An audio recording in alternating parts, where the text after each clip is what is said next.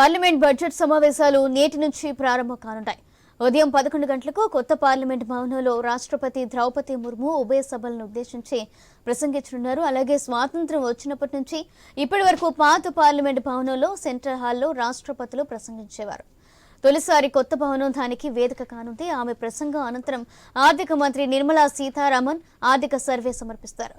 ఫిబ్రవరి 9 వరకు సమావేశాలు జరగనున్నాయి. ప్రస్తుత లోక్సభకు ఇవే చివరి సమావేశాలు.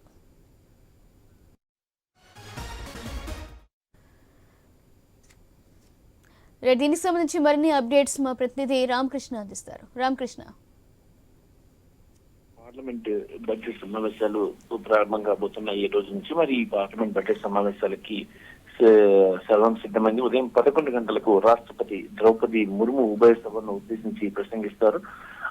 తర్వాత రేపు 1వ తేదీన కేంద్ర ఆర్థిక మంత్రి నిర్మలా సీతారామన్ ఆర్థిక బడ్జెట్ ను ప్రవేశపెడతారు. ఇది interim budget, vote on account budget. ఈ బడ్జెట్ కూడా ఎందుకంటే వచ్చే elections, general elections, Lok Sabha elections ఉన్న నేపథ్యంలో ఇక ఈ ఓటాన్ అకౌంట్ బడ్జెట్ ను ప్రవేశపెట్టడం జరుగుతుంది. ఎలక్షన్స్ తర్వాత వచ్చే కొత్త ప్రభుత్వం జూలైలో పూర్తి స్థాయి బడ్జెట్ ను ప్రవేశపెడతారు. అయితే ఈసారి సమావేశాలు సజావుగా జరిగేందుకు అందరూ సహకరించాలని కేంద్ర పార్లమెంటరీ వ్యవహారాల మంత్రి ప్రహ్లాద్ జోషి అందరినీ విపక్ష పార్టీలందరినీ కూడా కోరటం జరిగింది. మరి ఏది ఏమైనా సరే ఈ రోజు సెషన్స్ ప్రారంభం కాబోతున్నాయి. మరి కొత్త పార్లమెంట్ భవనంలో ఈ పార్లమెంట్ సమావేశాలు ప్రారంభం కాబోతున్నాయి. వీటిని ఈ నెల 9వ తేదీ వరకు కూడా ఈ సమావేశాలు జరుగుతాయి. Right, thank you Ramakrishna.